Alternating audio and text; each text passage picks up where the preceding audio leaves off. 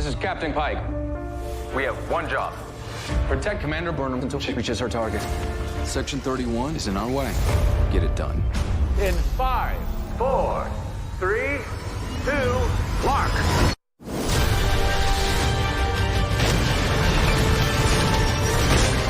Go, Michael, now!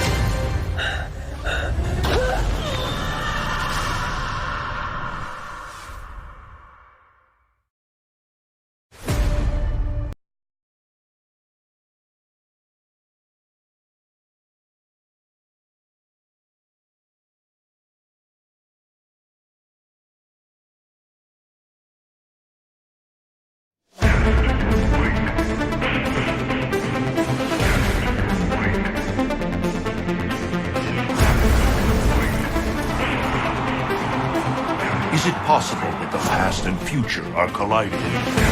Only Kronika has such power. I intend to restart history.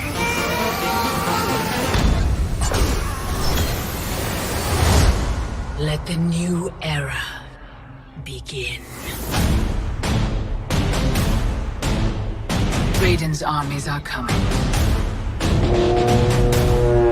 They will fight us, and they will lose. Well, we're in the shit now.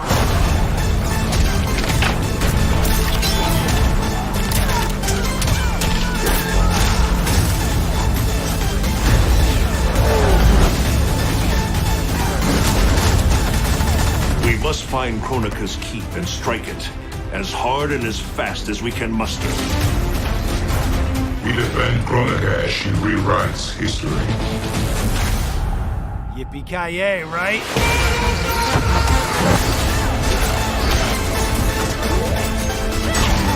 Recognize me, little brother.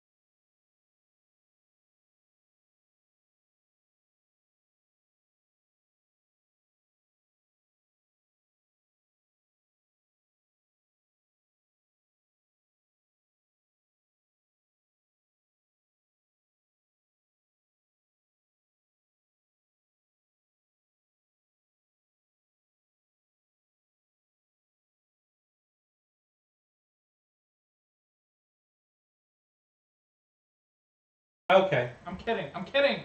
Okay, you're live. We're starting with the Discovery finale trailer, so let's check that out. Love Discovery. Mm-hmm. Actually, we already watched it, but you can watch it again. Out.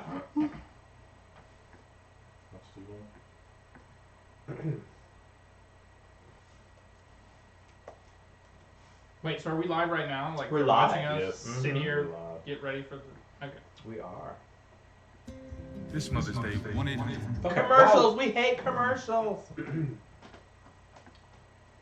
So, You want I to was do just the going to intro? say, so Star Trek Discovery this week was the finale, and it was phenomenal. We're about to watch a little bit of a trailer. But if you're not watching this, Go watch it. you should. Alright, here we go.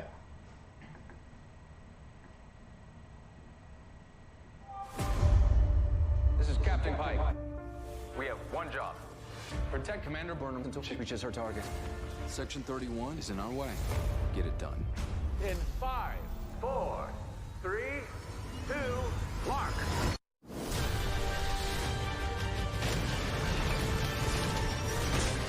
Go, Michael, now!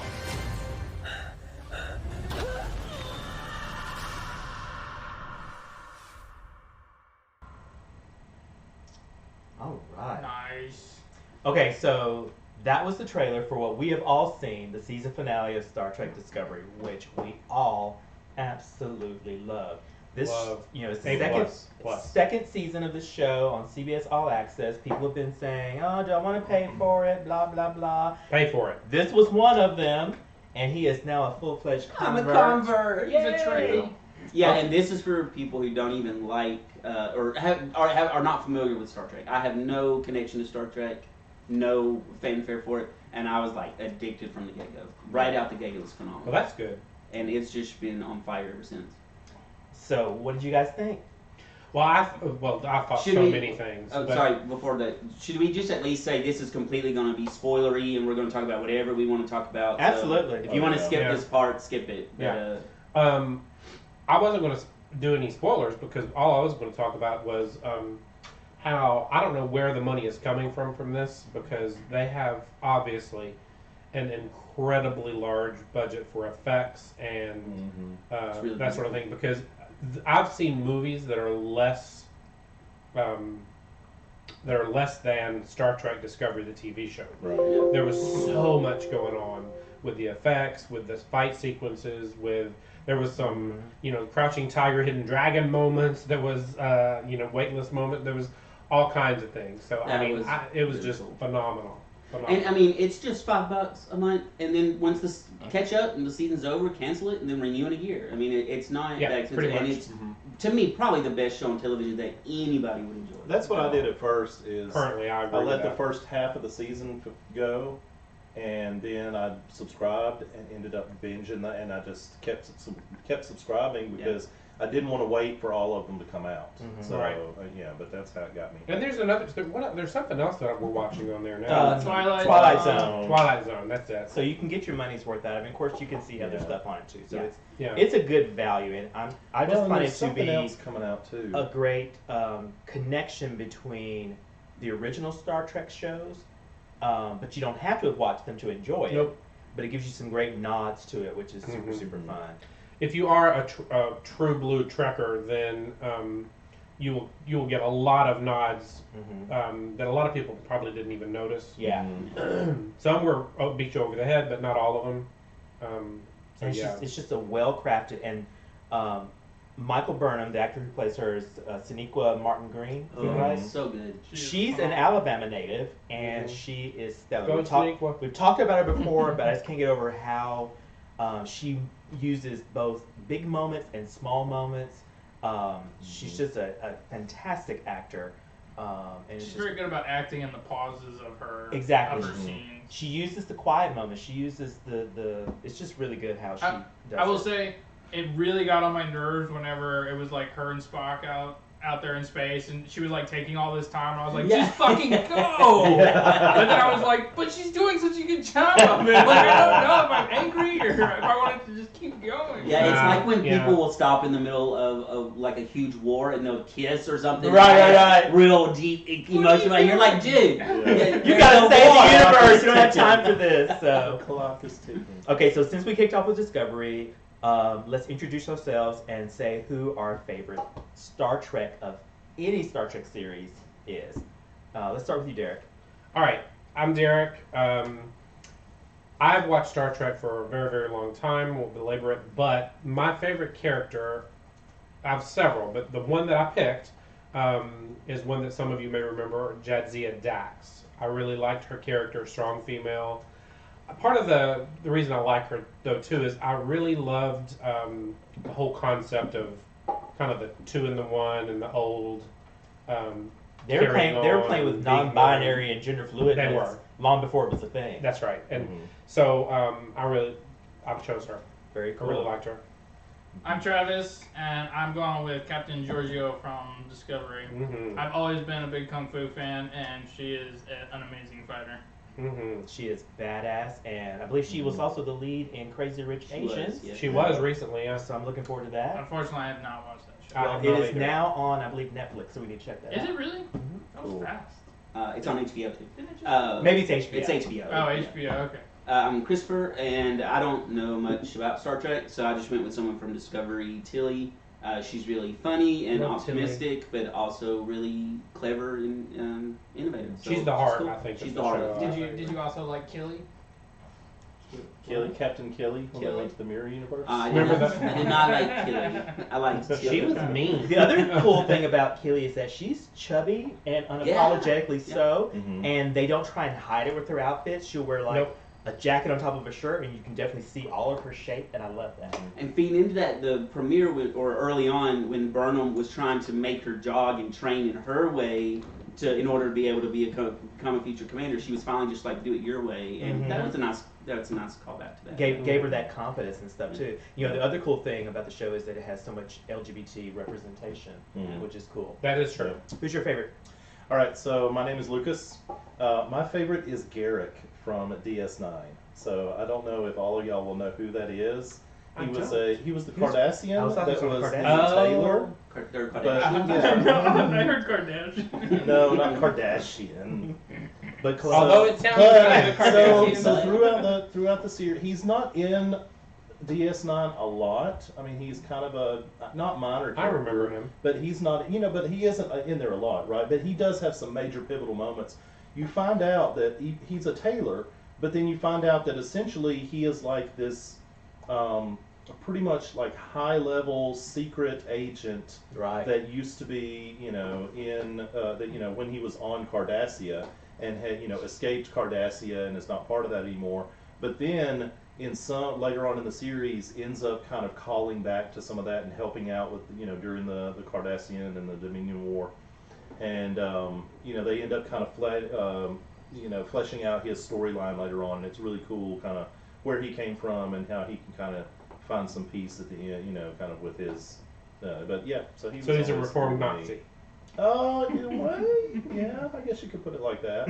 Yeah, Are all the Star Treks on CBS All Access now, where you could go back and watch them? Yeah, I think so. Which one would y'all recommend that I go back and watch if there were one? You're about to start some fights in here. Okay, I didn't start with Next Generation. I'd start with Next Generation. Agreed. Next Generation. Next Generation. Now, but go in with this thought. Season 1 was coming off the heels of the original series. So it's going to be kind of that campy, kind of old school sci-fi. But then, Season 2, Riker grows his beard. So that's the one y'all are talking about. It's kind of crappy at first, but then gets it's not crappy, but it's just it's a very different tone. Well, it's not. And you also have to remember too, it was. So John. Yeah, this is like in the 80s. Yeah. But then Season 2 hits, and it really finds its feet, and it's just great all the way through. Cool. Deep Space Nine is my favorite, but Next Generation would be I would recommend. Yeah. Cool, awesome. Rashad. Hey, Rashad. Hey y'all, I'm Rashad. I have to say that Michael's probably my favorite character from Discovery, because I'm a recent convert to Discovery. I just started watching Star Trek. Really, I've seen episodes, but Discovery's my jam. So I just like her emotion and how she emotes during episodes, and her acting abilities seem to be amazing. So I like Michael Burnham. Yay, Michael! Yay, Michael Burnham! So before we get too far, if you're watching, you gotta let him do his intro. No, go ahead. You go ahead. You already did your. Oh, you haven't did yours yet. Go ahead and do yours. Okay, but thank you for watching out. He was about to get excited. No, I was just going to mention about. Yeah. So it was a hard pick for me because one of the great things about Star Trek is that all of the iterations have had incredibly strong female characters, and I love strong female characters. So I'm going to go with the first female captain, and that's Captain Janeway from Voyager. It was also, up until now, my favorite Star Trek, but now Discovery's my favorite Star Trek. But Captain Janeway was just a badass. She was a redhead.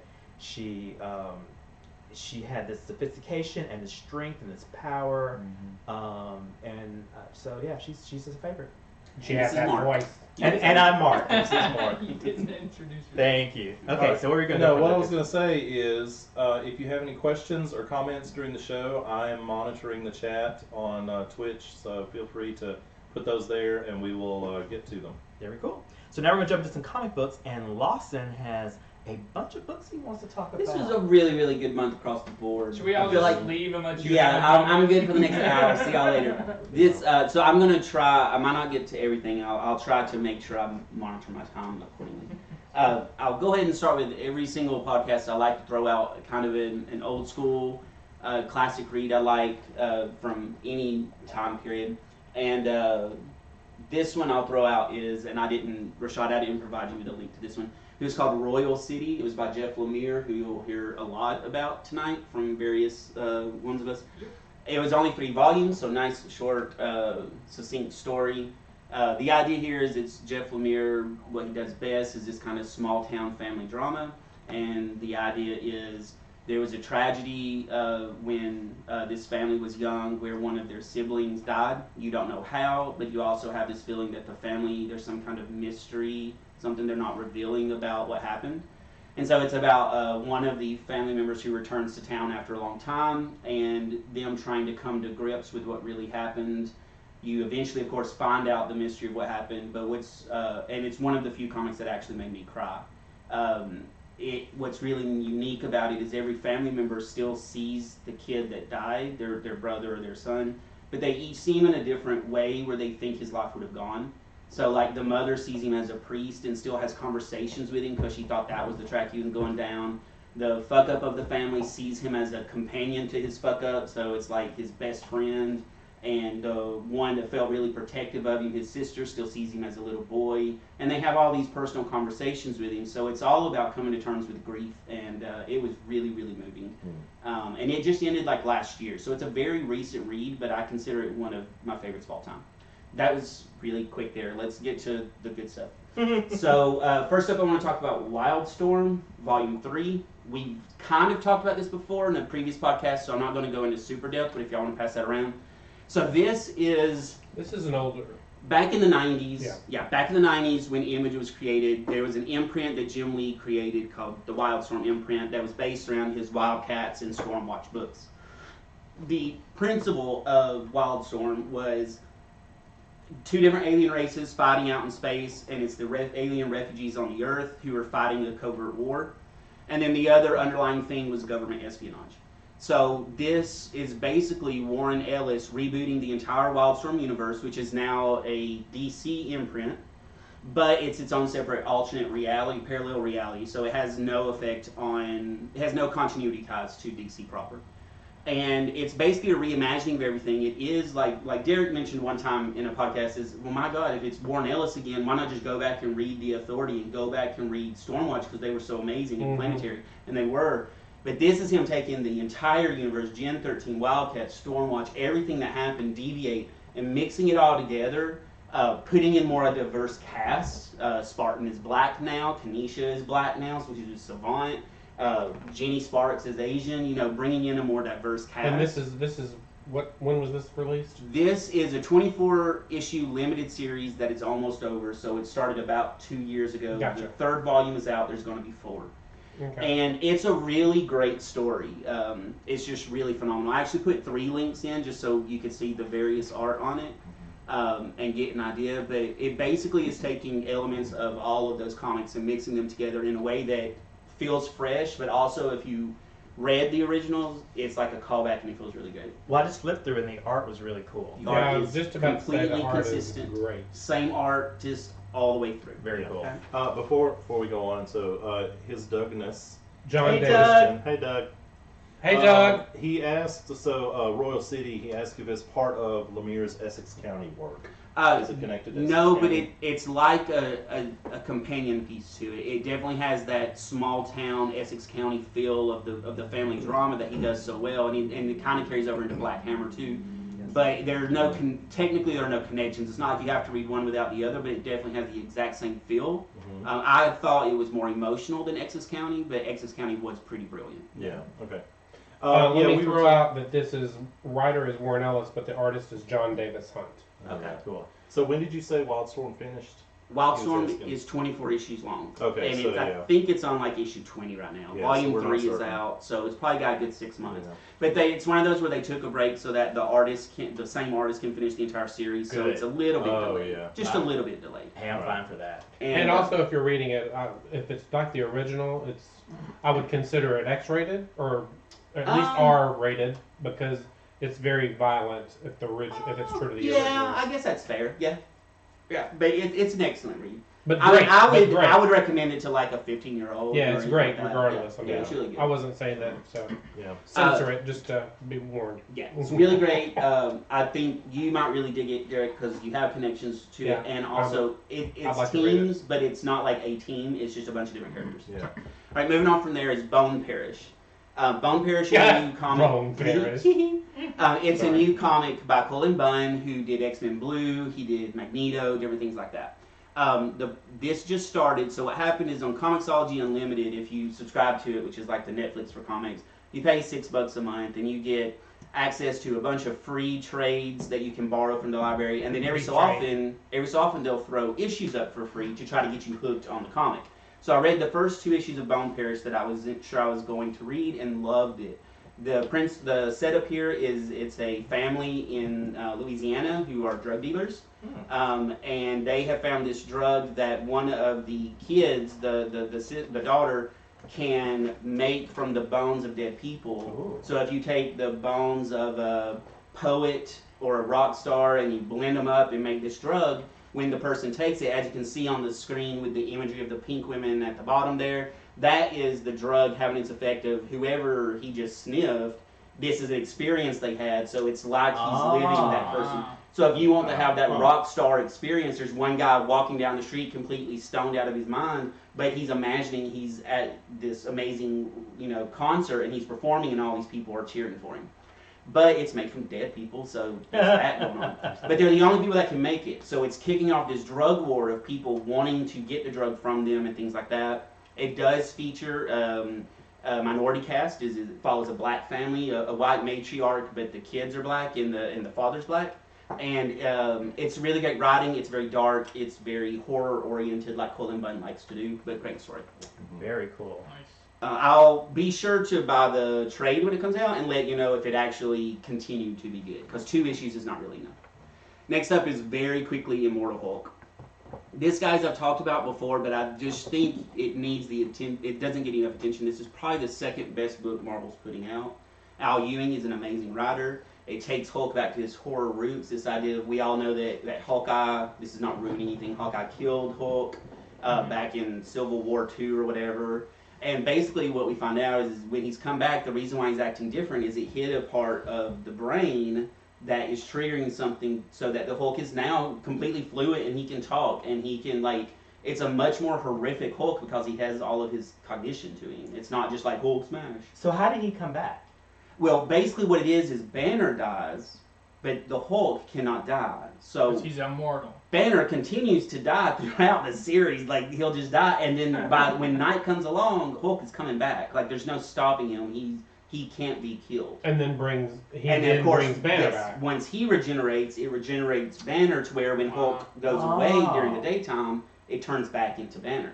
And then it feeds into this idea of Hulk is really the part of I don't know if it's the ego or the id or whatever, but the instinct behind everything. So Banner keeps being drawn to these various places because Hulk is driving him to do it, but he doesn't know that's what's happening. Interesting. I definitely need it. I think you are the person I was going to recommend it to the most. Horror, mystery. Does that have a trade out already? It has 2 trades out, okay. So it's about 10. I'm on issue 7, but I read Marvel Unlimited, so I'm 6 months behind. So it's about in issue 12 or 13 now. So 2 trades, yes. Is it on in-stock trades? Yeah. You can definitely get on in-stock trades. I need to make another one. But I wish more people would check it out because it's. I've heard other people say that. I kept seeing it in the stores, and it was one of these where I missed when it first came out, and so they already had issue 4 or 5, and I was like, I don't want to start 4 or 5. You can catch up pretty easily. If you can catch them on Saga, you can catch up on Immortal Hulk. Next up is Lazarus. This is Lazarus X plus 66. So that's this, right? That's what this is. Yes, it's kind of a sister piece to that one. I'm recommending to you. Okay. Lazarus and Lucas, you asked, could you jump in with the new Lazarus Risen that's coming? And I suggested you go back and start with the original Lazarus, which is 6 volumes deep. Lazarus is by Greg Rucka, known for his 2 Wonder Woman runs, which were fantastic, and also known for Black Magic, which was fantastic. Yeah. Black Magic is awesome. So Lazarus is along that same lines of female empowerment, female lead. This idea that in the near future there was a huge world war, and the outcome was that all of the rich families across the world decided no more nations, we're in charge, and to split everything up among the families. And so a select few control everything. and which So it's not isn't that far of a stretch. And it's dark, but there's also an underlying mystery of Lazarus is part of her name is Forever Carlisle. Each family has a Lazarus or a guardian. And so the guardian of the family that you follow is Forever Carlisle. And you discover that there's a mystery underneath who she actually is, because basically different parts of this family are conspiring to take over because the Carlisle father is old. Mm-hmm. And they're all conspiring against each other. So there are these underlying mysteries, espionage, then eventually all-out war. And that's what happens with Lazarus X+66, which is kind of, Lazarus ended, and now it's being kind of, the next part's coming with Lazarus Risen, and X+66 is the tie between the two, which is nothing more than 6-issue anthology series where each issue follows a different character in the story, just to make sure you don't forget that Lazarus is out there. I highly recommend Lazarus to anybody. It's Have you phenomenal. read the Black Monday Murders? Yeah. Is it similar to that with the whole warring between families? Yeah. Like they basically control everything, Yes. but nobody really knows they control everything. Yes. Well, now here everybody knows they control them because Okay. you have to serve a family in order to even live. Oh wow. Oh, okay. So it's like it's more like into the Badlands there. Yeah, it's bad. It's like Yeah. there's the family, and then each issue when they're in a different city will say, here's the serf population, which is like the people that they allow to live and prosper based on talent, soldier talent or engineering talent, whatever. And then the serfs or the waste, which is like who they allow to live just to be nice. Yeah. And so no, it's well known in this world that who controls what. I've mentioned this before, and I'm going to briefly touch on it again. Death of the Inhumans by Donny Cates, which is writing an amazing Venom. He also writes Derek, the Guardians of the Galaxy that you're enjoying. Mm-hmm. This was a really great story that I think everybody needs to go back and read. So who is that? That is the big bad of the series. His name is Vox. Essentially what happens here is the people who created the Inhumans go, it's time for everybody that we created to bend the knee. So either bend the knee or die. And so his name is Vox, and he goes around trying to make everyone bend the knee, or we're going to kill you. Is he Kree? I'm sorry? Is he Kree? I don't want to say anything. Okay. I mean, well, he does. I guess that's okay. It is the Kree Empire coming to them saying bend the knee. So yeah, Right. I guess it's okay to say he is Kree. Yes. And this was a phenomenal read so far. I'm 4 issues in. I'm reading it on Marvel Unlimited. I think y'all would all enjoy it. It's just a great little series to read. And who's the artist? Somebody that's amazing. Olivetti? I've never heard of him. Oh, Olivetti? Is that who did it? I think it's I don't think Olivetti. I don't think Olivetti does the interiors. Okay. I don't think Olivetti does the interiors, but I could be wrong. Well, the cover is Kare. Oh, Kara Andrews. Okay, so maybe Olivetti does do the interior, but I didn't know it was Olivetti. But it's good. It's really, really good, and I think y'all all would. He must be powerful to knock Yeah, out Black Bolt. Yeah, Yeah. I can't ruin. I don't want to say too much, but he is powerful. Yeah. And then there's the mystery of who is Vox, and you eventually find out. So it's amazing. But I wanted to touch on it and say, read it. It's good. I'm gonna skip. We talked about Seven to Eternity 2 podcasts ago. I'm just gonna say it continues to be good. Let's not go any further. Is it good? Than that. Well, it's not. Is it? I mean, didn't you want to comment on the fact that it's ending? Then? it is definitely coming toward its. Is it? I'll wait till It's the working end. toward its end, right? Yeah, Volume 4 is gonna be the end. Okay. And I'm disappointed in that. But that's a conversation we can have sometime about. Yeah. That's not my norm. Is this that? This that is it? not Seven to Eternity. No, this is not Seven to Eternity. This is the New World. So, 2 podcasts ago, I talked about a book called The Days of Hate. It was a 12-issue limited series by Els Cott. Very dark, very much about the idea of hatred in America and all the polar extremes, basically dividing all of us. So this, incidentally enough, is by the same writer who does the exact opposite, where this book is post-apocalyptic, but it's about 2 people's love for each other, finding each other in the midst of all this chaos. The art is not for everybody. I could definitely see Mark flipping through this book and being like, no, I'm not. Well, I was reading actually going to this. say this one page I really like. I purposely picked a page you might actually be able to stay on. I looked for like 30 minutes. That is hilarious. I was like, I don't want Mark to hate on this, so I'll find something. But it's a really good story. It's over. It was just one graphic novel, one complete story, and it's not for everybody. But it was a very good read of 2 people finding love in this post-apocalyptic environment when one's the law and one's anarchic. So it was really good. Next, I'm almost done, I think. How long? I haven't taken you too long, have I? No, You're only 30 minutes in. No. We talked about Discovery for 30 minutes. I'm just going to say Batman continues to be good. It's one of my favorite Which books. is interesting because I quit Batman. Because you did because of the wedding, right? Yeah. Yeah. And I picked up some issues because it's still on my pull list. I flipped through it at the store and then I put it up. It's still great. There are repercussions from the wedding of, he got angry, so he beat Mr. Freeze to a bloody pulp, and then they did this whole trial. And then they shot Nightwing. And they did that. And I think it continues to be a great read, but you also find out that somebody has been pulling the strings from the beginning. Right. So the wedding falling apart is part of a bigger conspiracy. Isn't it Bane and his dad? Well, I'm not sure yet. That's right, you're behind. No, it has been alluded. I think it's a red herring that it's Bane. Okay. Is what I think it is. But it could be Bane. But so far, it looks like a red herring. The one I just finished does allude to. So how far behind are you? I'm only one trade behind, so I'm about probably 4 months behind. Okay. Yeah. There is someone else involved. Yeah. That much I know. No, it's very clear somebody is. No. That's not ruining. It's very clear somebody else is pulling the strings. Yeah. Yes. Well, you're gonna shit your But I didn't know who it was. So you just said it. So moving on from there, I think the last thing, I'm really enjoying Justice League Dark. It's by James Tynion IV, who did that amazing Detective Comics run. I know Mark is not a fan of the art, but I think it was really amazing. Not the art. The story is really amazing. The art's just kind of okay to me. It's not. I do see the problem with the faces, like you talked about. Yeah. And that bugs me a little, but it doesn't detract enough from the story. The thing that did bug me about this is I finished issue 3, which set up a precedent for how to move forward, and then you turn the page, and apparently in a whole other miniseries, something happened that negated the first 3 issues, and they had to recap it. I think the other thing that I don't like about it is that this is spilling out of that whole source wall stuff. Yeah. And all of the DC comics that are tied to that are irritating. And I've not read any of them, but I was still able to follow this. But I know what you're talking about, and I was like, because it's Titans and this, and it's all the Justice League books. It's Titans. It's just irritating. Yeah. I just needed to. And I'm avoiding all of that, but I'm somehow still able to follow this, and it's good. The last thing I want to talk about is Man-Eaters. This is by Chelsea Cain. It's very much a feminist book. Chelsea Cain did a Mockingbird run at Marvel, and then was supposed to do some other run that I think was Hawkeye that got canceled. So Man-Eaters, she's a really clever writer. I'm not familiar with Chelsea Cain's work before this, but it's really clever.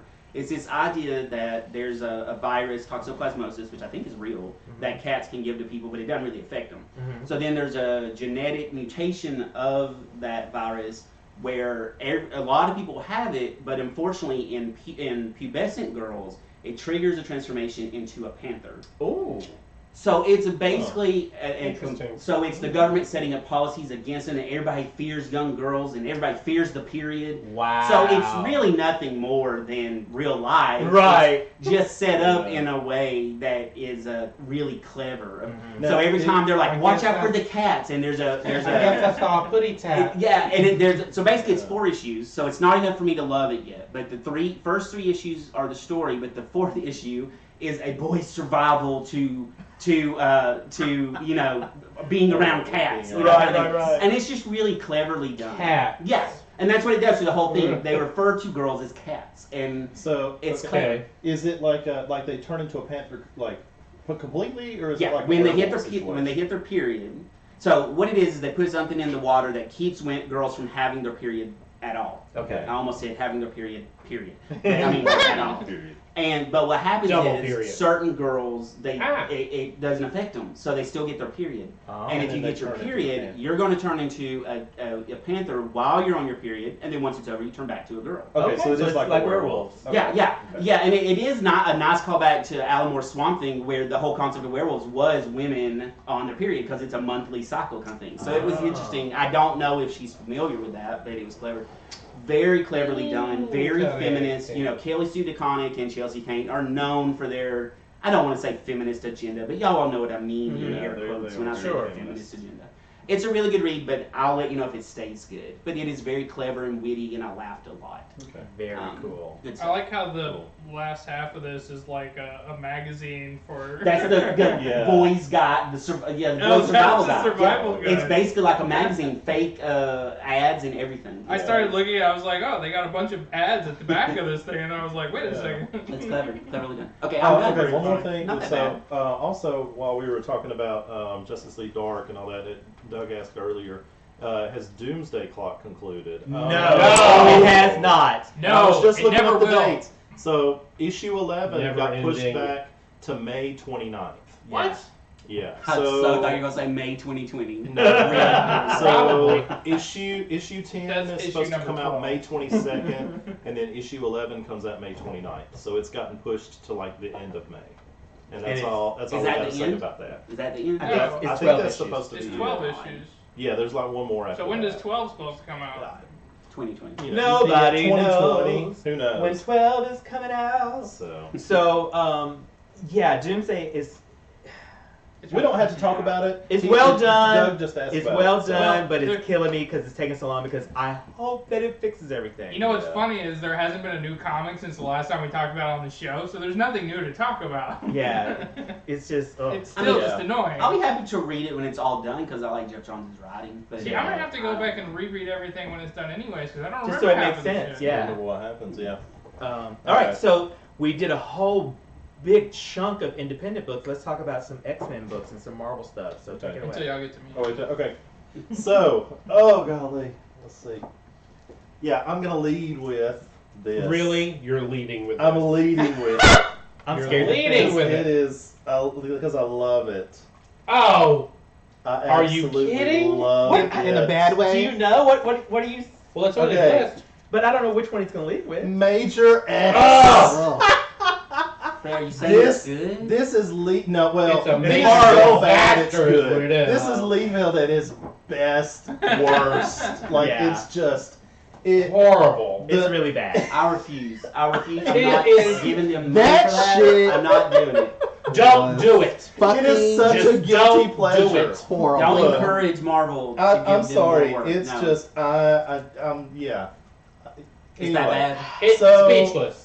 Ma- Just Okay. speechless. One of the reasons this way is a whole bunch of time travel. It's a bunch of time travel. I hate it because the art is garbage and the story is so ratchet. It is, but it's so ratchet. It's like a. The writer like a- is not- Okay, seriously, this is the like a. writer. You know Horrible. how women like He's know the read writer, Harlequin pencil novels? art. Yeah, they're Yeah. like really cheesy romance It's novels. just horrible. It's like, horrible. This is like a really cheesy romance novel. Like it's just one of those It's not things. even that good. The story just- didn't make any sense. It But don't make no it just. fucking Oh sense. my god! It's anyway. Okay, let's move. So I like does that. this just go to prove if you put an X on the cover, you'll buy it? Is that? I think that's what it is. Well, That for is me, what it yeah, is. possibly. Okay, let's see. Yeah, we'll do Prisoner X next. That's pretty So, hard. yeah, Nice it is tweet. pretty art. And see, The this cover is nice. this highlights another thing. This does not happen in this issue.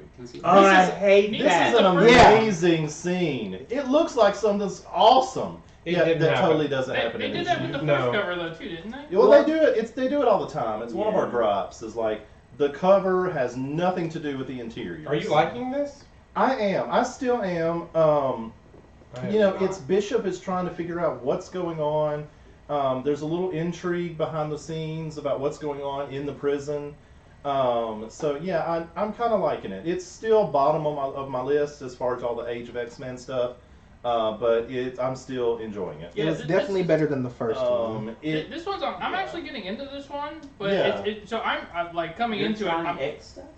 No, I read some of like Wolverine and X-23. I enjoy those. Yeah. But I've been reading this one. I've been trying to figure out if it's just a completely different like world kind of thing, or if there is something weird going on. And they have like these flashbacks to these characters that I know that are Yeah. good people. Well, doing and that's really part bad of it things. is so in this world. So this is this is like another universe that's going on that X-Man has created.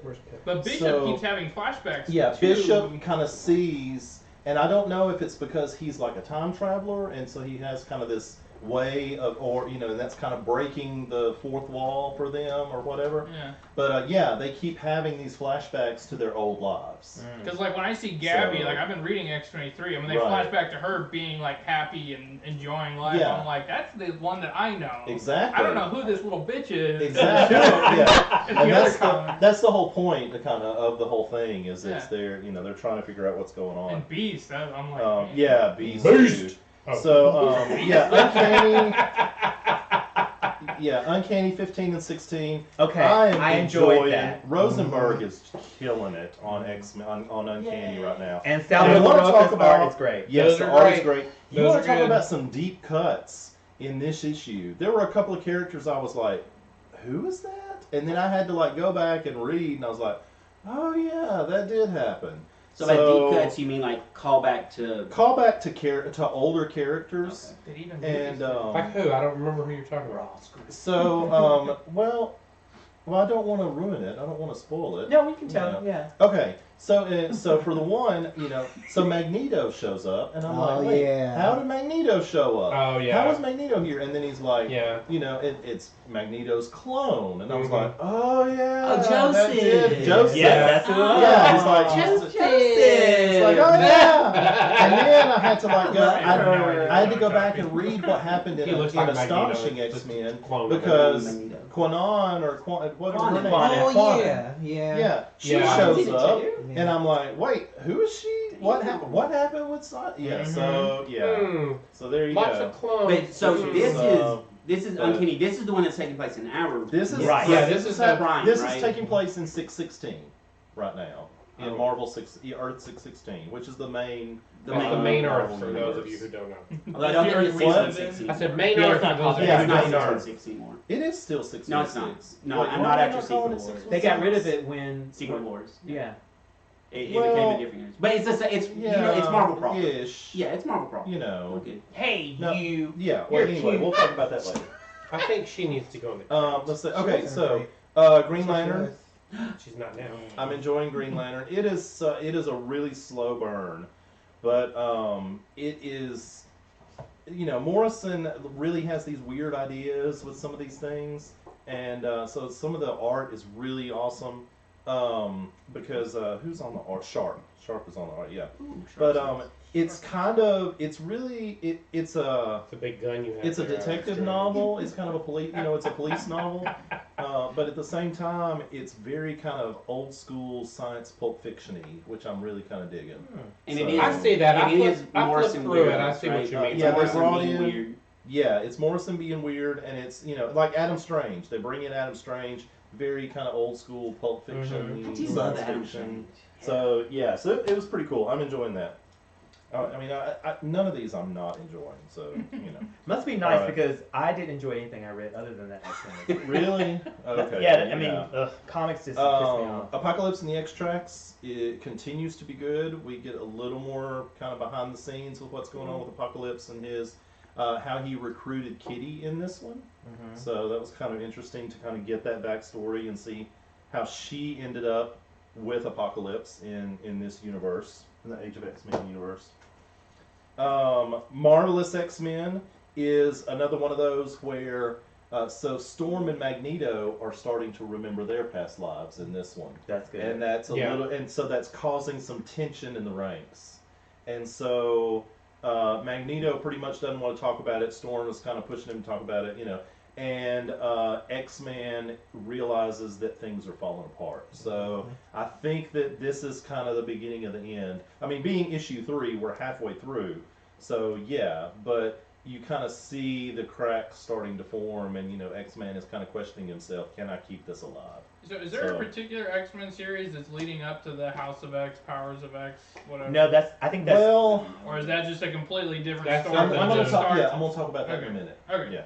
So I'll answer that question in a moment. X-Force. So as all the X books. I know Yeah. it is. It is Put all an the X X on the books cover for and me. Luke Like is I'm on so board. excited that Bendis is not writing X-Men. Oh, but he And will so someday. I'm- You'll buy no, it. because And you'll he's read it. Well, yeah, I'll read I it like and it. I'll might not like it. Anyway, so I don't know if y'all recognize this character. Strife. This is Strife. Mhm.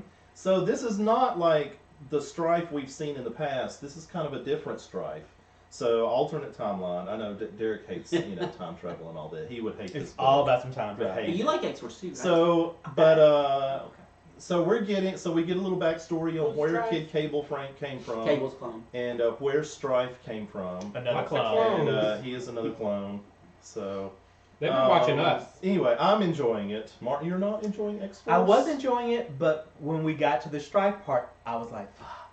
Yeah. Another clone, future story, blah, blah, blah, blah, blah. I get it.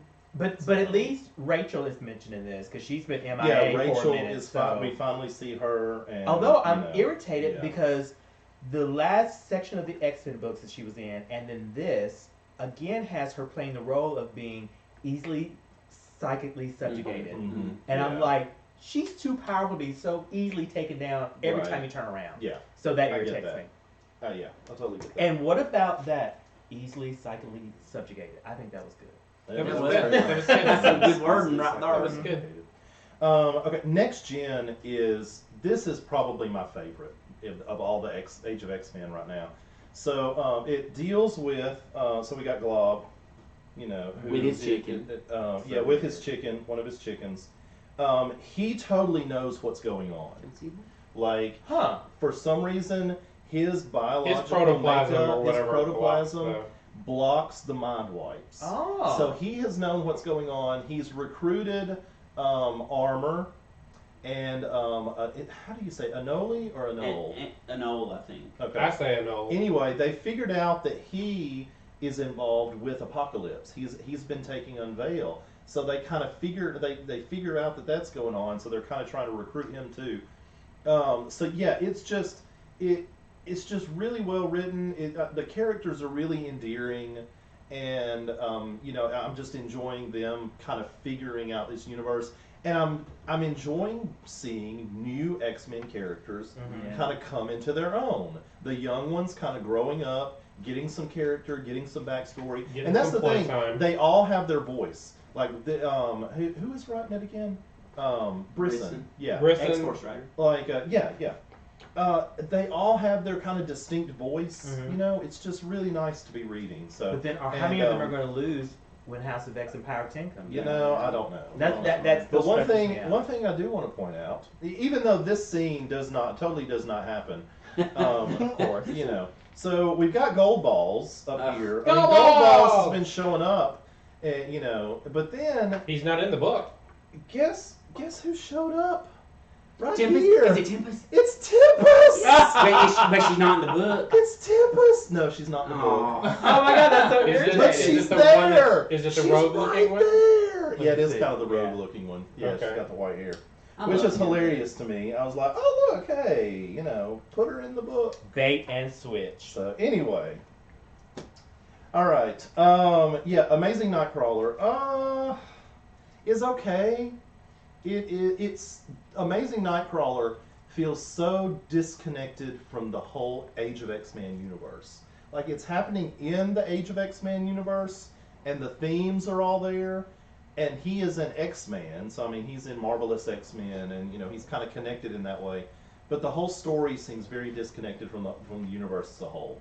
And so it's okay, it's decent, there's some mystery to it. Something was revealed in this issue, and so he's trying to figure out what's going on with that. So yeah, it's okay, but it's not. Did they just do a copy and paste from the Amazing Spider-Man for the cover? Yeah, I know. It does. The logo is kind of the same, kind of the same. They've run out of words to describe them. Guardians of the Galaxy, I am digging. So it is still, still pretty cool, still awesome. They visit. We figure out.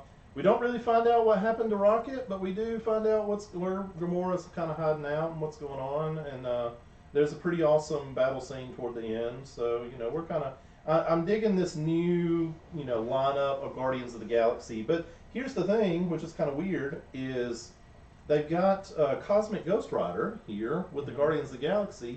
He defected like 2 issues ago, and it was with like the Dark Guardians. So why do they keep showing him in the lineup? Oh, so when I keep hearing Dark Guardians, that's not them. No, it's not them. Oh, okay. No, the Dark Guardians There's are... a Dark Guardians of Guardians of the Galaxy, and then the classic Guardians of the Galaxy. Yeah. Well, the Dark Guardians show up in this one right now. There's the Guardians and then the Dark Guardians. Yeah, so the Dark Guard, they call them the Dark Guardians, but they're the ones that are wanting to kill Gamora. Oh. You know, so and these Guardians are wanting to save Gamora, but prevent the resurrection of Thanos. Gotcha. So, and then you've got Hela, and she's kind of trying to resurrect Thanos, and you've kind of got that going on the side. So there's kind of three little factions that are kind of trying to, get their agendas going right now. Can I ask you and Derek a quick question about it? Yep. Would y'all consider it good or really great?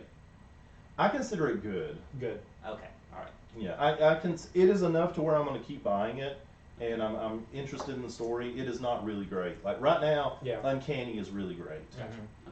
Uncanny is really great. Oh yeah, I'll be getting that's that. kind of that is my level. I'm on the edge of my right seat now. waiting for it. Yeah. So Uncanny is really great. Next Gen is really great. Like I personally am enjoying Next Gen really well. So, and then High Level came out again this week. This is from the Vertigo imprint, kind of the post-apocalyptic.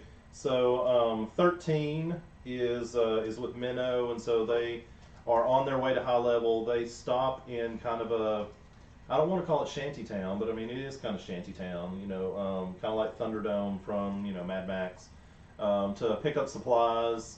We kind of see some things happen, and so it's good. I'm enjoying it. I kind of like the art. It's not my favorite, but I kind of like it. I like the idea of, the post-apocalyptic and kind of High Level, and so High Level is. We talked about this one before, right? Yeah. This is the one where you kind of go to High Level to ascend. Right. You work really hard, and if you work really hard, then you'll get Gotcha. recommended for ascension, and all this. So, and there's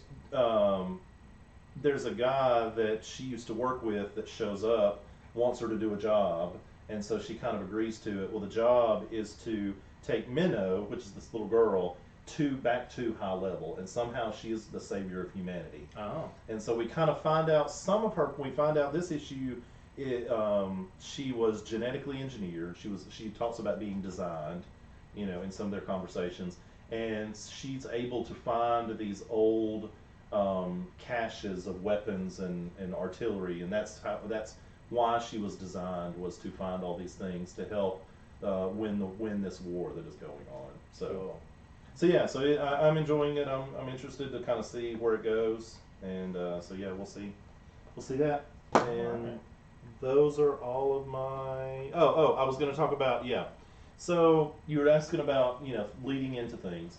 So the July solicits came out. They have, so Uncanny is on there, X-Force is on there, and then House of X and Powers of X. So, July. So, the beginning of July, the Age of X-Man stuff kind of finishes up. I think Prisoner X may be the last one, may be the last to finish. I can't remember exactly. I'll have to go back and look at it again. But the Age of X-Man stuff finishes up. Then Uncanny and X-Force finish up. And I thought Uncanny was going to be continuing. We've talked about that. We're going to have to see when the May solicits come out, because I don't know where they're going, because the July solicits kind of set up Uncanny and X-Force to kind of be not ending, maybe ending, or maybe just finishing their arcs before House of X and Powers of X start. And then the end of July is going to be House of X and Power of X. House of X and Powers of 10. So we don't know if Uncanny X-Men and X-Force are going. Yeah. So those are not just. So I'm sorry. So those are the names of the books now, or yeah. Mm-hmm. They're I thought they were miniseries. going to be. Okay. They're miniseries. Yeah, 6 they're issue miniseries. Yeah. And So from that, we'll get a whatever new X-Men book. Whatever. Yes. And to build on the picture y'all talked about last time, we were all guessing what was really going on there. Right. Powers of 10 is going to be a retelling of past, present, and future classic X-Men tales. Like they have said, that's what it's going to be. Right. Like it is a recap of X-Men history moments. So they're just kind of rebooting it for some reason. It's like for people like me. Some crisis of some sort. What bugs me is it time travel? No, I think it's just stories. I think it's just stories. It's time travel. I really think it's just stories, but who knows? They're gonna deserve it. But Rosenberg is just doing such a good job across the board at Marvel. I hate if this ends it for him. I really It hate probably won't. Yeah. Tell us about some Avengers, Derek. All right, so all of that was your X. So I'm going to switch gears and go for Avengers. Go for Get it. the other side of it. But I agree, Next Gen is one of the ones that I'm reading that I'm really enjoying. So I will echo that real quick. But let's talk about Avengers. Avengers, I feel like is really strong right now.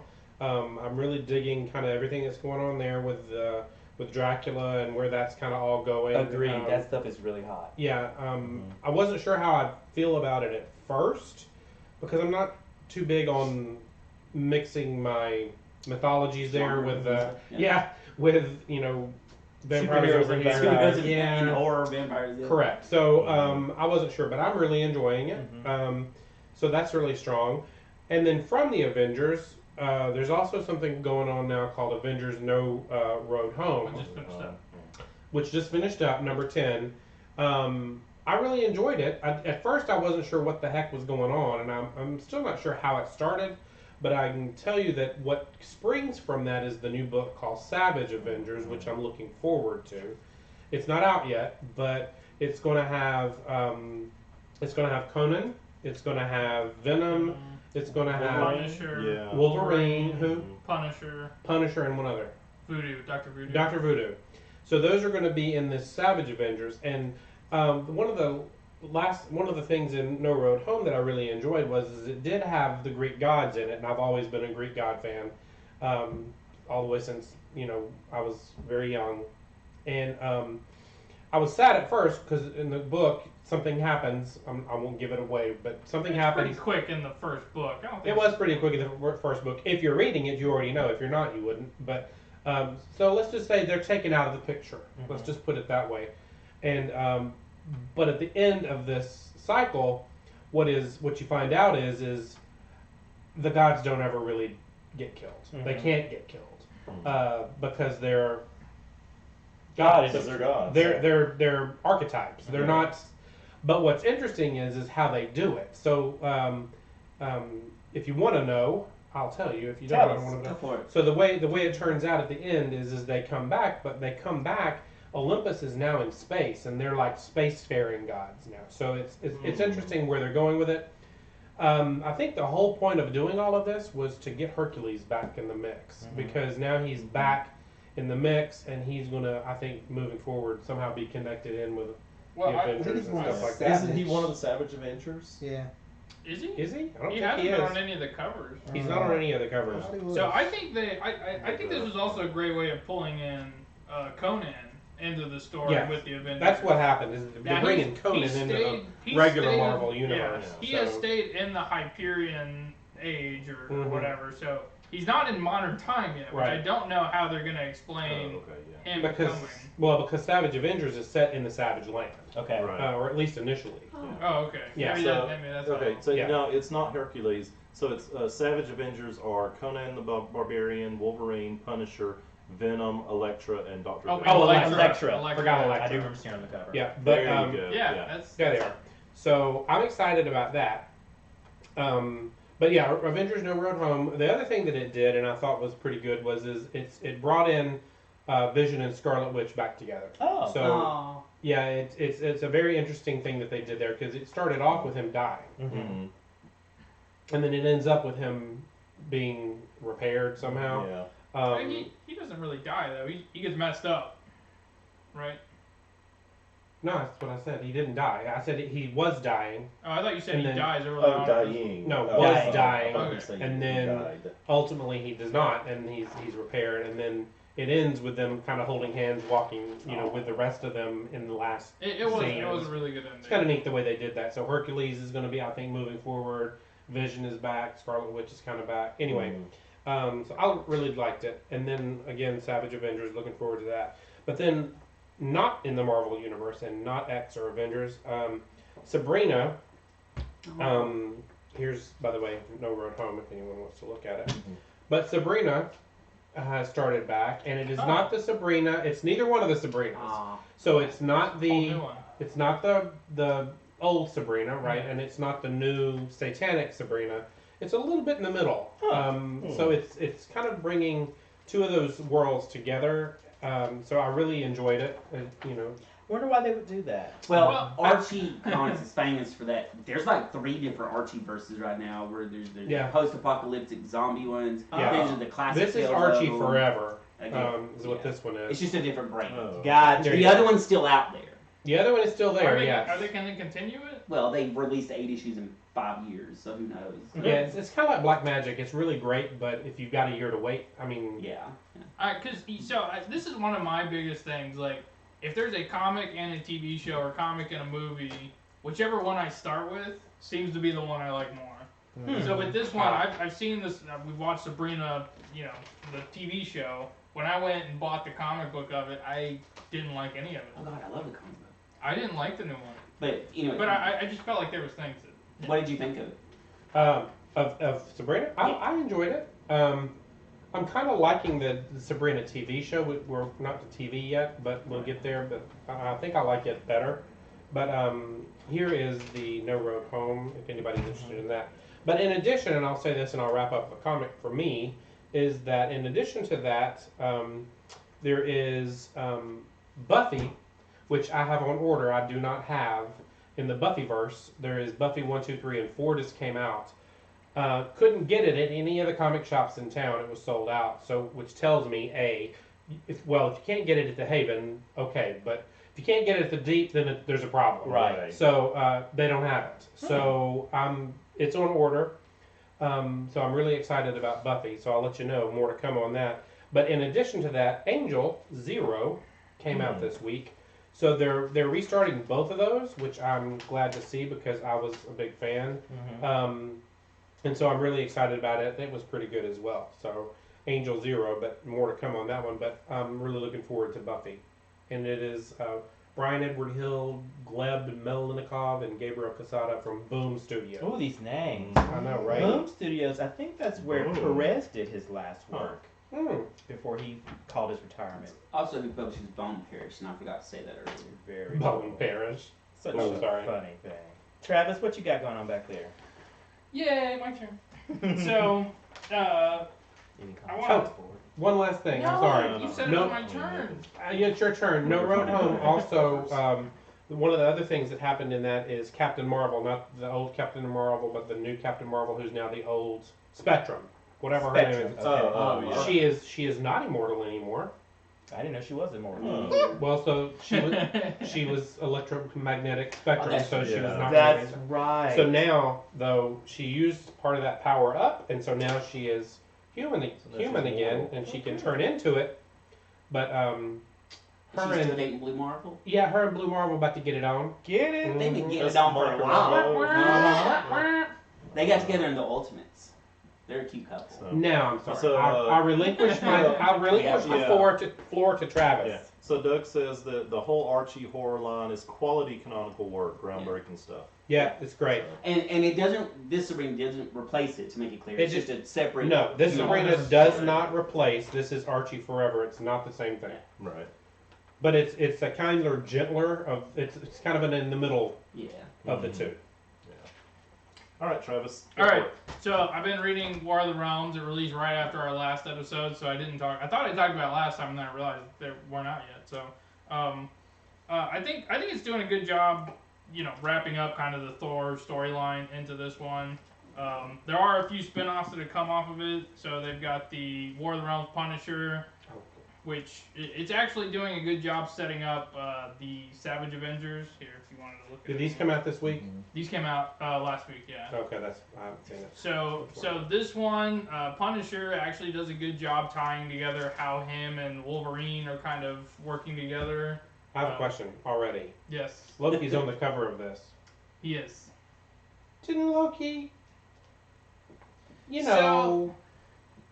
get eaten by a giant? Yes, he did. Okay. Well, Lord. Just checking. Loki's died a lot. At the same time this came out, the new Thor came out. And I will say that Thor number 12 is focused primarily on Loki. And because it's Jason Aaron, he does the whole Loki meeting his past, Loki meeting his future kind of crossover. Right. And they actually bring in some of the stuff back from the original early Thor. Awesome. Jason Aaron comics. It is a great run. It was a great run. So I am liking some of the spin-offs. It was a great one. The War Scrolls is another one that it's kind of a compilation of little small stories that are all like, so if you haven't been reading War of the Realms, it's this huge big battle, you know, all the different Avengers coming together. So there's several little factions of fights going on. So it's like, you know, Wolverine and the Punisher fighting these guys over here, and then it's, you know, several people fighting over here and over here. So this kind of gives you 3 different stories that are all going on at the same time inside of that universe. They have a Journey into Mystery War of the Realms spinoff, which is, it's not really a spoiler to say it. There's a new Asgardian baby that these people are basically being babysitters to throughout the comic, which I guess it's okay. Am I going to be able to understand the story if I don't follow all the spin-offs? I don't know. So they've only done spin-offs. They've only done two issues into War of the Realms, and I will say I'm not a big fan of when they do crossovers and it's like, hey, these are like the stories you should read in order, and they pull in like issue 8 from this story and issue 12 from this story over here. I can't stand that because I don't want to have to go read just one issue out of a run that's been going on for like a year. So those I'm just gonna skip over. I don't care if it makes sense or not. I don't think you need to read the spin-offs to understand what's going on in War of the Realms. At least I haven't felt that way. But the artwork is good, and I think the stories are pretty good in that too. The next thing I had, so after our first comic show that I was in, I asked Chris for some recommendations, and he recommended Gideon Falls. This volume just came out this week, last week, I think. I bought it and read through it in like a day. I am loving this story. And this one... Did you read the first one too? I read the first one too. This is the second one that just came out. So the first 2 volumes go through 11 issues, and I think 12 just came out right before this one came out. So they're 12 issues in, but this is like a horror mystery comic. And one of the things that I really love about this is that as they start giving you more questions and more like, here's what's unfolding, they also answer some of the questions that they've been throwing out there. So it tells a great story. And one thing I really love about Jeff Lemire, and I hope that he does this in his other comics, is the way he uses his panels and his imagery ties into the story. That's all Sorrentino. He's an amazing artist. Or sorry, the artist. It's all the artists, yeah. So if you looked at like that page you were just on, there's these ways they put the panels together. Yeah. So as I read this, sometimes I feel uncomfortable trying to figure out how the panels are supposed to read, and I feel like that plays a big part into the comic. So I have loved everything about it. And it is a very well done story. I am really enjoying it. He's not in general, it's not my favorite type of art because the way so if you focus on just how the people are drawn, it's not the kind of art I think you would enjoy. I don't like the art style, but I do like how graphic it is. Yes. So I like that. I don't necessarily always. So as a designer, it's not storytelling. It's not my least favorite either. It's laid out in a way that every page it's like shock and awe value on what's going on. Like I think your point is the whole thing is about cosmic horror, and to see pages disjointed and like it's kind of like you're trying to figure out what's going on. It's very much it feeds into the story. It has like a psychological effect on it. Absolutely. And I actually had a conversation with my coworkers the other day where they were like, "Well, what's the difference between a comic and a picture book?" And I'm like, in a comic, you can do things with imagery that you can't do in just like a regular picture book. And I mean, he was just poking fun at me, but I referenced this as you should go read this and tell me that having these panels doesn't add to the story. Yeah, because like did you slap him? Oh, sorry. No, I didn't. Well, like this spread I'm looking at now is very cinematographic. Yeah. I got halfway through the word cinematic. I don't want to give too much away because I know other people are reading this comic, and I will say that most of the stuff you guys are flipping through, that one particular issue reveals so much about the story. So I don't want I don't want Chris to We're get to see too much into that, but I'm loving it. But Sorrentino's one of my top 3 artists. I love him. It is really well done, and I would say if you love horror or mystery, this nails them both very well. Other comics. So this is an Image comic. It's one that I took a trip to Hawaii for work not too long ago, and I was just going through the comic book store and I found this comic. It's called Die Die Die. I've seen that. I've seen it in the comic book store, and I've always just looked past it, but I was in Hawaii, so I was like, solid. I might as well buy something from Hawaii that's comic related. And reading comics is exactly what I want to do in Hawaii. Shut up. Great store. I would give a shout out, but I don't remember the name of the store, unfortunately. But this is a really interesting comic. So it actually follows. The main story is about 3 brothers. They're all like identical, but they're identical quadruplets. There's 4 of them when they're little kids, and they explain it later on. But the only reason I say that is because they're all named after the Beatles. So it's John, Paul, George, and Ringo. Oh, that's cute. But the overarching story is there's 2 politicians that are kind of vying for control, and they have kind of their hitman squads that go out. So there's one brother that's a part of one faction, one that's a part of the other one, and then another one that's kind of went off the grid. He's living on his own, doesn't want anything to do with all the killing and all that stuff. But they've all been raised as assassins. Their father was like a hitman, and so there's a lot of, like, you can tell from the cover, there is a lot of blood, guts, and gore going on in here.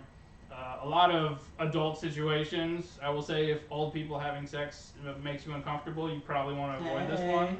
Get it?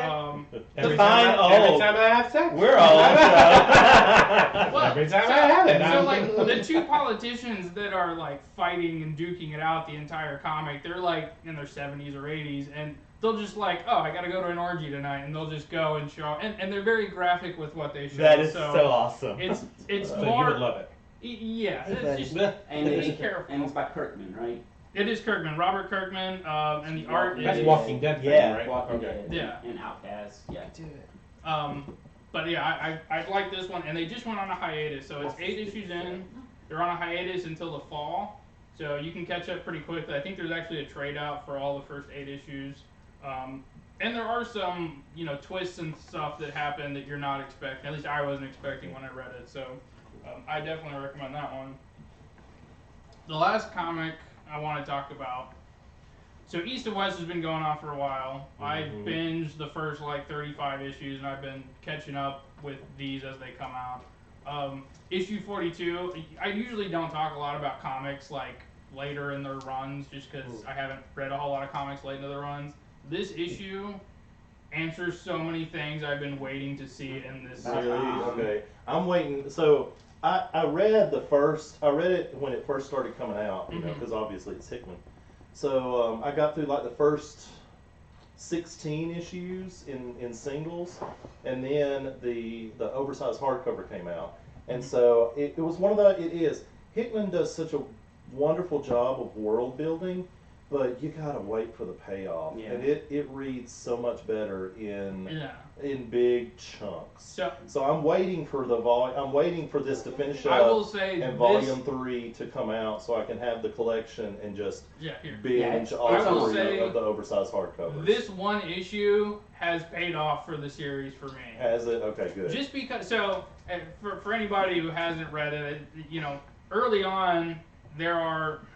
There's really no way to talk about it without spoiling it. So it's about these. He dies? There's a. Shut up. Just kidding. The main story that you figure out pretty quickly on is it's about the 4 horsemen. It's about the 4 horsemen of the apocalypse. So, but there's this rift. There's death, and then there's the other horsemen, and the entire comic is these 2 kind of warring sides that are. Doing their own thing. Yeah. One's trying to bring about the end, and Death is kind of, off doing his own thing. Yeah. But you can tell they absolutely hate each other, and they've hated each other from the beginning of the comic. Yeah. And this particular, and they explain a little bit of it, but what happened between them, when they actually met up, hasn't really been told until this comic. This comic is solely on what was the event between them. This is the event between Death and the other 3 that caused the rift. This is basically the start of the rift. So this actually starts how the whole series starts after this. Oh, okay.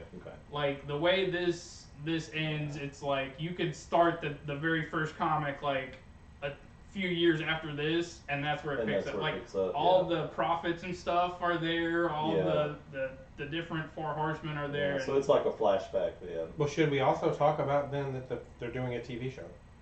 They're doing a TV show. Are they really? Apparently, a TV show is in the works. Oh, that's cool. Yeah. Well, I will say, I've seen this book on the shelf for years, and it's never bought it, but it's gorgeous. Jagoda is. It's amazing. As a designer, it's just very well put together as far as graphic design is concerned, which I like when comics mix that in.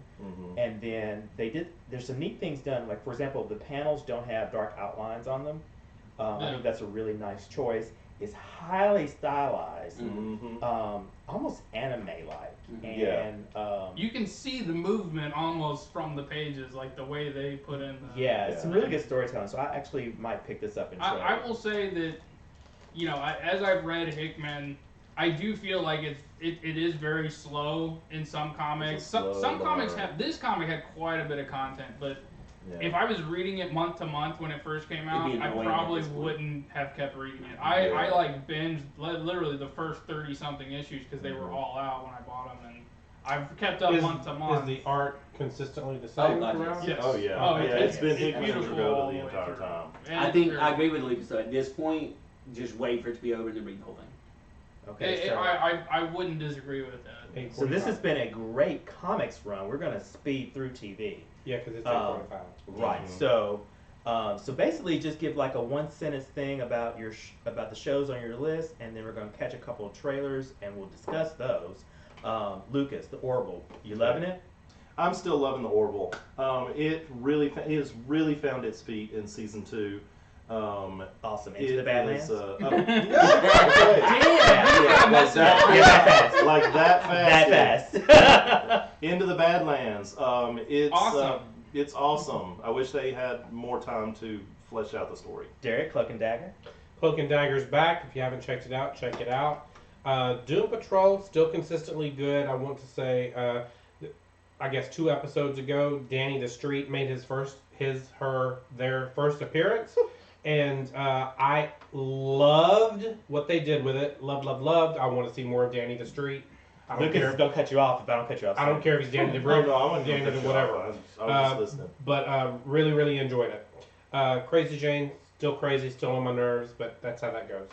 The Mandalorian, haven't seen a whole lot about it. I think maybe we're going to see a little bit of a teaser trailer. Maybe not. I don't know. Maybe there was like a bootleg trade. There was a bootleg going around because they did show a scene at Star Wars Celebration. It looks amazing. Well, so Mandalorian is going to be on the new Disney Plus channel, which if you haven't heard, it's going to be coming out from Disney, $6.99 or $5.99 a month, whatever.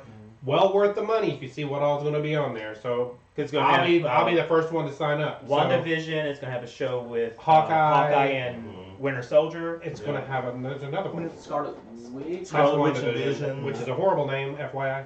Agreed. But Loki. Loki, that's it. And then of course the Mandalorian, and then you're going to have all of the Disney and Star Wars. And that's just what they've announced. Who knows what they've announced? So the House of M can really do some stuff. So. Correct. So that's Disney Plus. So check that out soon. A show that I don't know that any of you are watching, but Rashad and I watch it, and we love it. We think it is so well written, and it's just cute the way they've done it. It's called Single Parents, and it's both the adults, and like the name says, they're all single parents, and it's their children. So it's not just the adults, but it's the adults and the children, and it's just a great, funny show. Sitcom if you like that. Gotcha. I'm watching Roswell, New Mexico. I was a huge Roswell fan from back in the day. Roswell, New Mexico is back. They've made a lot of changes, similar to the way Charmed has changed. Cool. From the original to the new. Loving Roswell, New Mexico. I'm hoping it gets picked up for season 2. Don't know yet. Like Charmed is going well. Charmed is going well. But there is a LGBT element to the new Roswell, New Mexico, so that's kind of neat.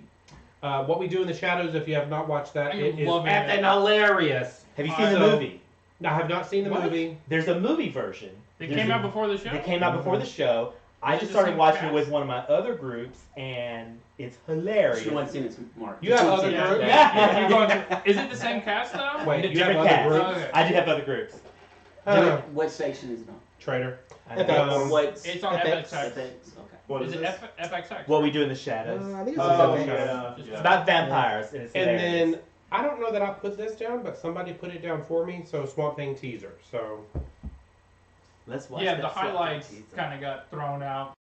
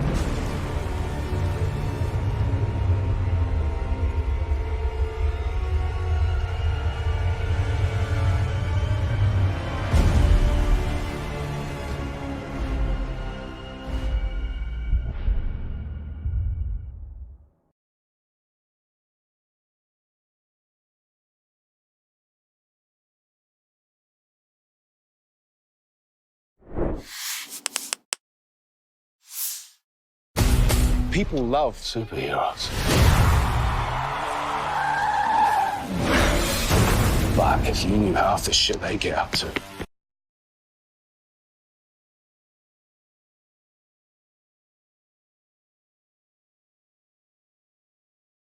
To 11 for creative reasons.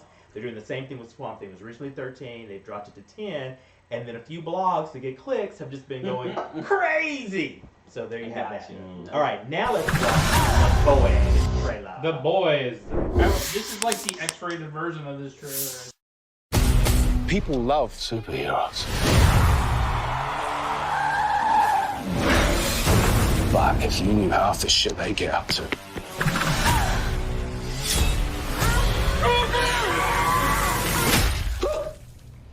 Fucking diabolical. We're the world's greatest superheroes. And I can do whatever the fuck I want. Huh? Who's up for that? That's where I come in. Come in to do what? Heart of a lion, fire inside me blaze like a siren. Spank the bastards. Wake up the beast, no I can't keep silent. How do you spank a superhero? Now it's my time, your time is expiring. Bang. Sweat and tears, I conquer my fears, I'm ready to fly now. Boom. Cool. Cool. Hands in the crowd, we already know.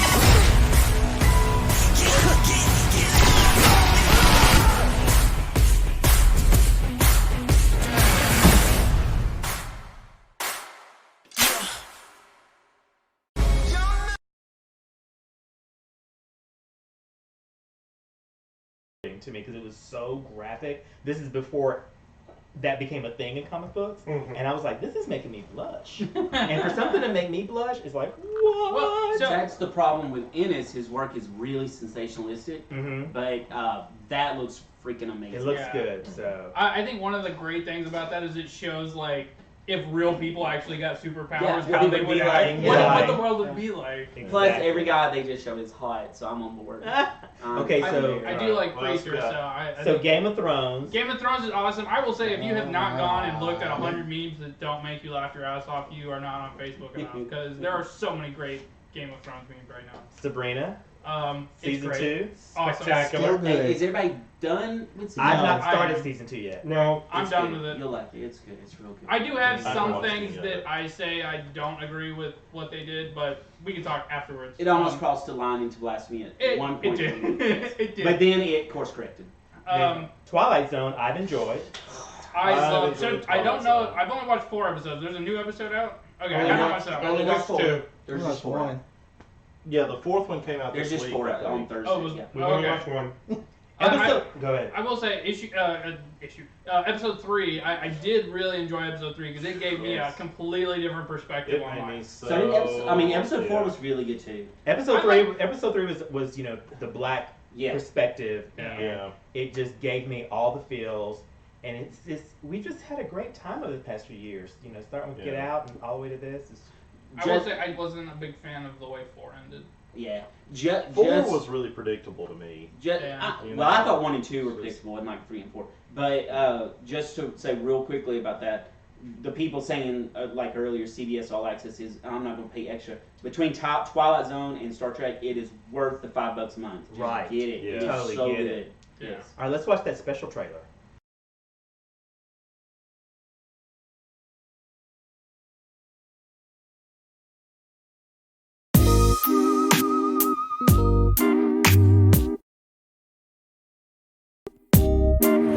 Hey, focus. Save that for Grindr.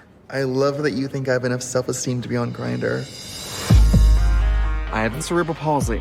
What's that? It's a disability in the brain manifested through muscular incoordination. Okay, now you're just being a drama queen. I'm Ryan, the intern. Listen, Cheyenne. Ryan. I need viral content now. I don't know what I'd write about. Oh, I was hit by a car. Everybody, come hug Ryan. He was hit by a car and now he's a weird, sad lip forever. Thank you so much. Okay, that's great. That's enough. Thank you. If you could get rid of the thing you hate most about yourself, the thing no one else understands, wouldn't you do it? We gotta get the hell out of here. Everyone just assumed my limp was from my accident, and then I never corrected them. Your disability is part of you. My mom has a secret boyfriend. Didn't you want her to get a life? You told me she was like Brie Larson in Room, but like by choice. I'm moving out. I'd like to see how you function without an on-call maid. Getting hit by a car basically kind of just messed my body up. Doesn't look so messed up to me. Sometimes I just feel like as a non-skinny, non-white girl, I gotta work overtime. I was in the closet about being gay, and then I was in the closet about being disabled, and now, no more closets.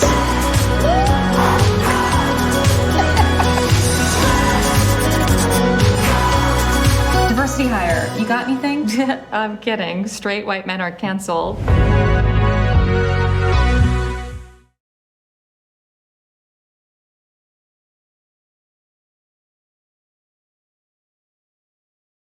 Binge. It's hilarious, it's touching, it's eye-opening, so highly, highly recommend. And then Santa Clarita Diet. I am such a fan of this show. Just finished the new season, and here's the thing about it. I don't binge a lot. Special was definitely a twist, but Santa Clarita I binged by accident. Like I watched a few episodes, and then I went to watch a new one, and I had already finished them. And I was like, arg! Because I wanted more. And, it's it's zombies, and there's a whole new mythology behind zombies, so I love that. It's hilarious. All right, let's watch that Star Wars episode trailer. Oh, Lord, here we go. Because this one is a big Star Wars fan. Hang on, y'all. Not me. Happy birthday!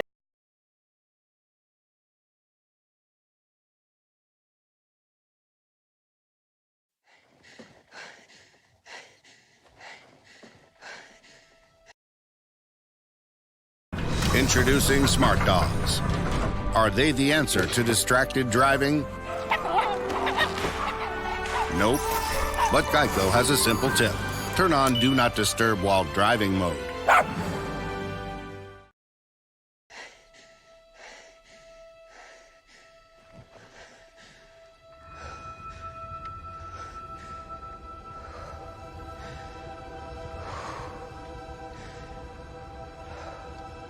We've passed on all we know. 1,000 generations live in you now.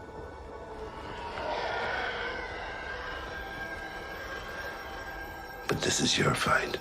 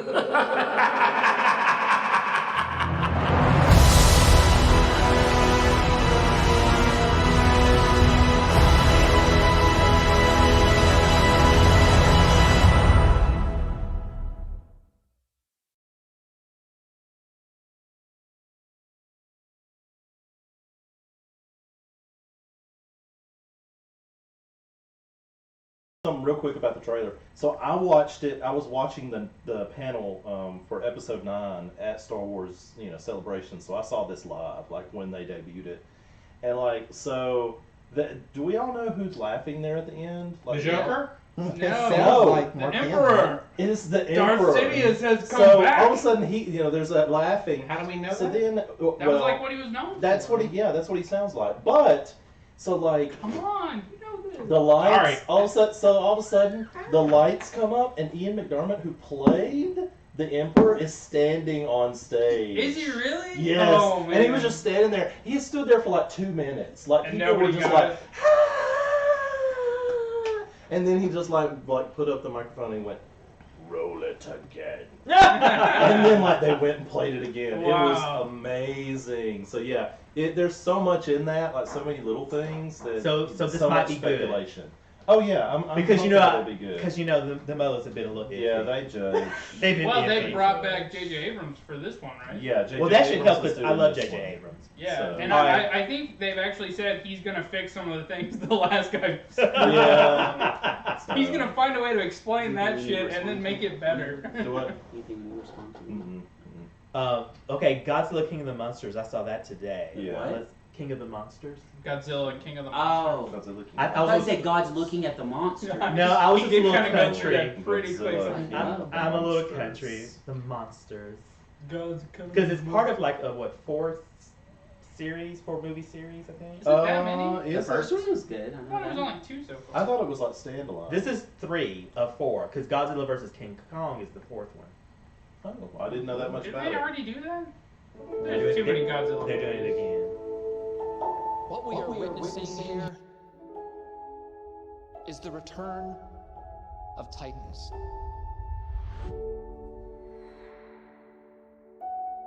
How many of these things are there? 17 and counting. That's messed up.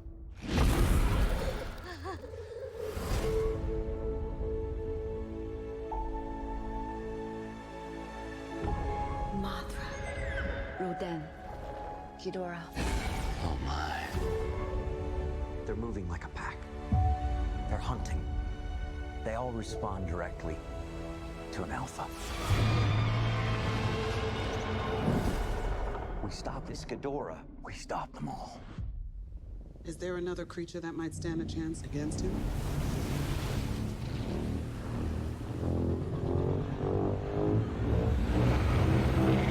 My God.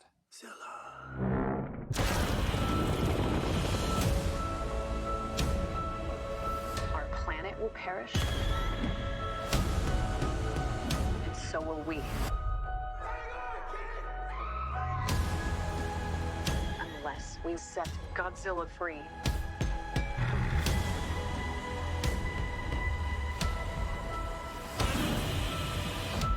Oh, yeah, sure. Let's bring him in for a beer. No, this time we join the fight.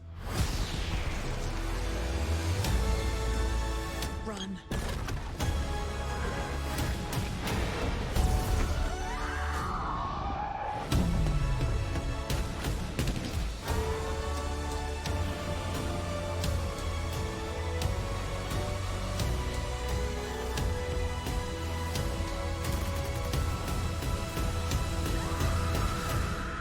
This is Godzilla's world.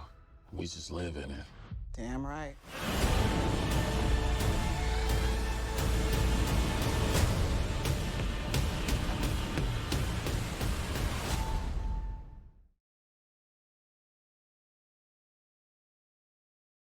Oh yeah. You know, we'll see. Big kaiju movie. Yeah. So there you go. That does it for me. All right. What's next? You like Transformers too. I do like Transformers, but I still haven't seen Bumblebee, and apparently it's like the really good one. So I need to get on that. Shazam. I thoroughly enjoyed Shazam. We went and saw it this week. Really? I need to go see it. Yeah, it's really Haven't good. It's seen really it well yet. done. It's very consistent, and some people have said it's better than Wonder Woman. It's only better in the sense that it doesn't fall apart graphically in the third act like hers did, but it's almost a little too wholesome for me. So It is very wholesome. So it's pretty wholesome. It's a little everybody But happy. that's him though. I mean, Yeah, it fits, but Yeah. it's just And that's he's a just kid. Yeah, and the kid and the adult actors playing each other were all brilliant and just perfectly cast movie. I it's a winner. could not stop laughing when he was like an adult and trying to do all the adult Yes. things. And, like, They buy didn't like the beer. beer. Yeah, so that was all great. I would like to buy a beer, please. So we look at the Joker trailer. Oh. I'm excited for this one. Arthur. Does it help to have someone to talk to?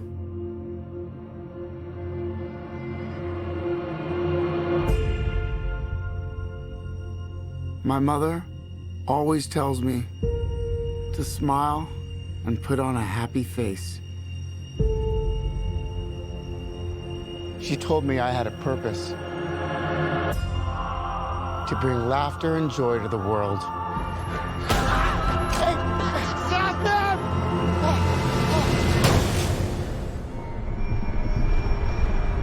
Is it just me? Or is it getting crazier out there? Smile, though your heart is aching. Smile, even though it's breaking. When there are clouds in the sky, you'll get by. What?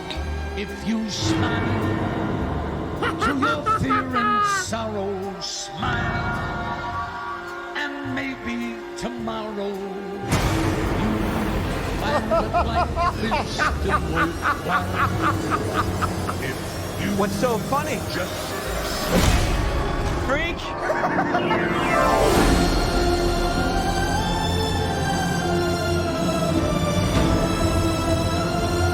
Gotham has lost its way. What kind of coward would do something that cold-blooded? Someone who hides behind a mask.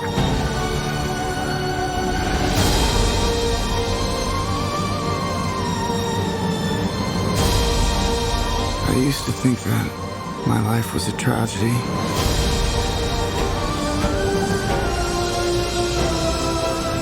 But now I realize it's a comedy.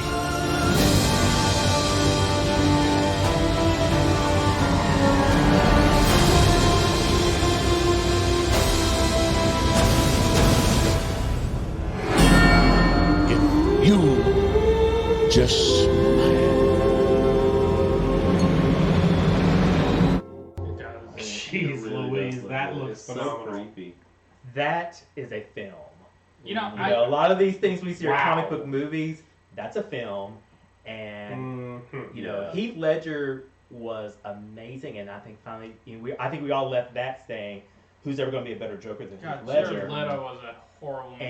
And I think, Jared Leto was and the only thing I really am awful. sad about is this isn't part of the DC continuity of the other movies. No. And that Well, they said irritates me. they said they were going to do that with these. DC was going to start separating, not going for the DC universe movie mentality. But even before they said that, you know, they were saying this was just going to be out of continuity. So, like, for example, Shazam is still in the same universe That's as true. Wonder Woman and Aquaman Superman. and Superman, Batman, and the Flash is supposed to still be in that same universe. So that's still a universe, but this Joker is on its own. Birds of Prey is still in that universe. Yeah. This Well, that's a shame because this would have should been... this should replace Jared Jared Leto Leto. in Oh, that God, universe. I wish they could do Absolutely. And they could really have a jumping off part for an interesting that. Batman. If they movie. CGI is this gonna- Joker into the Suicide Squad If the movie is as good as the trailer, it's going to have all these layers, and you're going to be like rooting for the Joker. I mean, Well, that's it's the crazy. it humanizes him. Exactly. I mean, to the point where you almost feel sorry for him. You're like, oh my gosh, I can't believe they Yeah, did it's- this to him. And then Yeah. you realize what he becomes. And you're like, I get why he. I became get why. that. That line Very was- much like Killmonger in Yeah. Black Panther. Yeah. You know, Yeah. you see that human aspect, and You then end up and then sympathizing. it's so beautiful. Yeah. Oh. And that line, what was it? He said, I once thought that life was a tragedy, but now I realize it's a comedy. Mhm. Yeah. So. God, that gives me chills. All right, last so one. the and last then thing is wrap the up. in-game trailer. So, are we ready for this weekend? It's a big week. Yeah. How many years has the MCU been going on? Like Too many. 15? Yeah. 12. Yeah, so we're at the end. Let's see the Yeah. trailer that's going to get us there.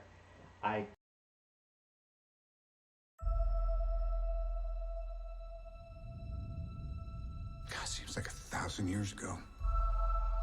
I fought my way out of that cave. Became Iron Man. realized I loved you. I know I said no more surprises, but I was really hoping to pull off one last one. The world has changed.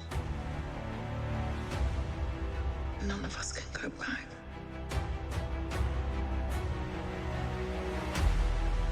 All we can do is our best. And sometimes the best that we can do is to start over.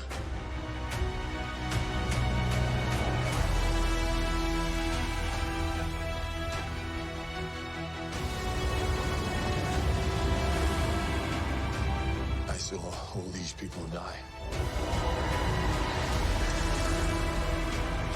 I keep telling everybody they should move on. Some do, but not us. Even if there's a small chance, we owe this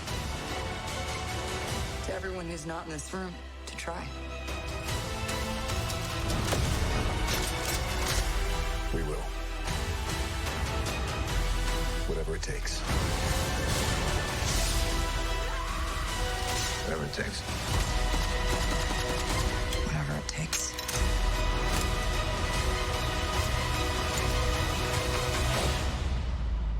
Whatever it takes.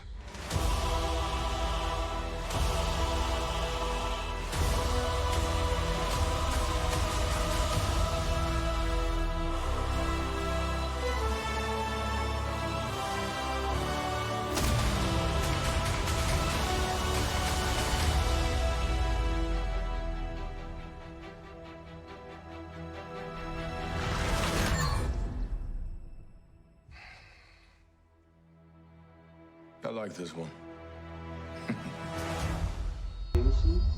Captain What? Marvel. Have you not seen Captain Marvel? I haven't, but I just didn't, I know Brie Larson. I just didn't look like it. Didn't look like her to me. There's a reason it didn't look like her. She filmed these scenes before she filmed Captain Marvel, and the directors allowed her to make her own choices about her makeup. So she and the makeup artist went for a slightly more made-up looking Captain in Avengers, but when she actually made her own movie and understood the character better, that's when she went for the less makeup, slightly butcher look. So it's not going to make sense as far as the timer of the movies, but that's the reason why. If you haven't seen Captain Marvel yet, you should. You should see it. Yeah. All right. Well, you were all talking about right, going to see guys, that movie it on has been Thursday, so fun it only gives you again. tomorrow. Right. Till next time. And we got a lot of new haircuts and beard cuts around here, so good job, you guys, with that. Happy birthday to this one. Birthday, Lucas. Yay. All right. See y'all Good next night. time. Bye. Later. Good night.